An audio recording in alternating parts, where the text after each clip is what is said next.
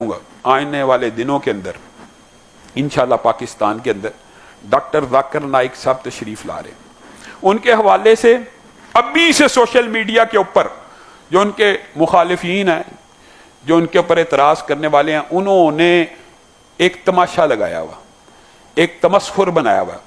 جلالی صاحب انہوں نے مناظرے کا چیلنج دے دیا، جس طرح مرزا جیلمی صاحب نے امام کعبہ کو مناظرے کا چیلنج دیا تھا نا کہ امام کعبہ سے مناظرہ کروں گا. بھائی امام کعبہ 10 سال لگا کے اردو سیکھیں پہلے اور پھر آپ سے مناظرہ کریں. عربی آپ کو نہیں آتی، اردو ان کو نہیں آتی، مناظرہ کیسے ہوگا؟ تو جلالی صاحب نے ایک عجیب تماشا اور تمسخر بنایا ہوا. اور میں جلالی صاحب کو براہ راست مخاطب ہو کے کہنا چاہتا ہوں، جلالی صاحب جس وقت شیعوں نے اور رافضیوں نے آپ کے خلاف میدان کو سرگرم کیا تھا، آپ کے خلاف سیدہ فاطمہ کی توہین کے فتوے لگائے تھے، اس وقت بھی حق کی آواز اگر اٹھی تھی تو اہل حدیث میں سے اٹھی تھی، اور آپ کی گرفتاری اور آپ کے مقدمات کے اوپر صدائے احتجاج بلند کی تھی.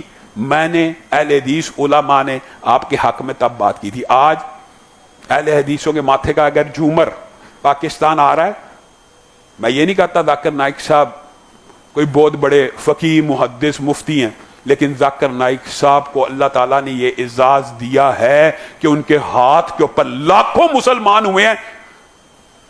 کسی کے بندے کے ہاتھ کے اوپر اسلام کا قبول کر لینا اس کی ولایت کے لیے کافی ہے. وہ عصر حاضر کا ولی اللہ ہے. آپ کہتے ہیں جی اس کا ایک بندے کی فیلڈ ہی نہیں، ایک بندہ فقہ نہیں ہے، ایک بندے کی فقہ فیلڈ نہیں ہے، حدیث فیلڈ نہیں ہے، اس کے اندر اگر ان کی کچھ غلطیاں ہیں وہ ان کی فیلڈ نہیں ہے، ان کا میدان تقابل ادیان ہے.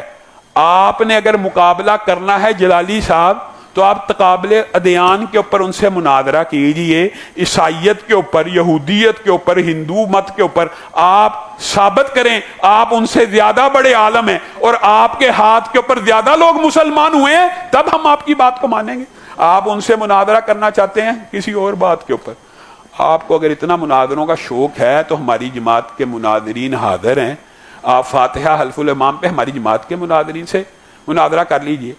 یعنی اور دوسری بات دکھ کی یہ ہے، اور میں دیوبندیوں کو اس حوالے سے کریڈٹ دیتا ہوں، بعض دیوبندیوں میں سے کسی نے اعتراض کیا لیکن وہ ڈاکٹر ذاکر نائک کا ویلکم کر رہے ہیں اور سوشل میڈیا کے اوپر ان کے استقبال کی پوسٹیں لگا رہے ہیں. ہم سب اہل حدیثوں کو ڈاکٹر ذاکر نائک کے حوالے سے کسی بھی قسم کے کسی بھی پروپیگنڈے کا شکار نہیں ہونا چاہیے. جی ڈاکٹر اسرار کی حمایت کی تھی، جی فلاں کی حمایت کی تھی. ان کا میدان تقابل ادیان ہے اور ان کے ہاتھوں کے اوپر لاکھوں لوگوں نے، ہم نے عینی مشاہدہ کیا، آپ سب جانتے ہیں، اسلام کو قبول کیا. ایسے شخص کی مخالفت کرنا اور ایسے شخص کے خلاف اس وقت آواز اٹھانا اپنے وطن کی، اداروں کی اور حکومت کی پالیسی کے بھی خلاف ہے. آپ کو کیا پتا کہ ڈاکٹر ذاکر نائک کی آمد کے پیچھے حکومت پاکستان نے ان کو بطور اسٹیٹ گیسٹ بلایا. یہ بھی یاد رکھیے وہ کسی جماعت کی میزبانی میں نہیں آ رہے، وہ حکومت پاکستان کے مہمان ہیں. اور اس وقت جو ڈاکٹر ذاکر نائک نے کشمیر کے حوالے سے بات کی ہے، ہم سے بہتر، ہماری حکومت سے بہتر مقدمہ کشمیریوں کا انہوں نے پوڈ کاسٹ کے اندر نادر علی والی میں لڑ لی ہے. تو آپ کو کیا پتا کہ ان کی آمد کے جو مقاصد ہیں وہ کیا ہیں. اللہ رب العزت جو کہا گیا، جو سنا گیا، اس کو سمجھنے کی توفیق عنایت فرمائے. سبحان ربک رب العزت عما یصفون وسلام علی المرسلین والحمد للہ رب العالمین.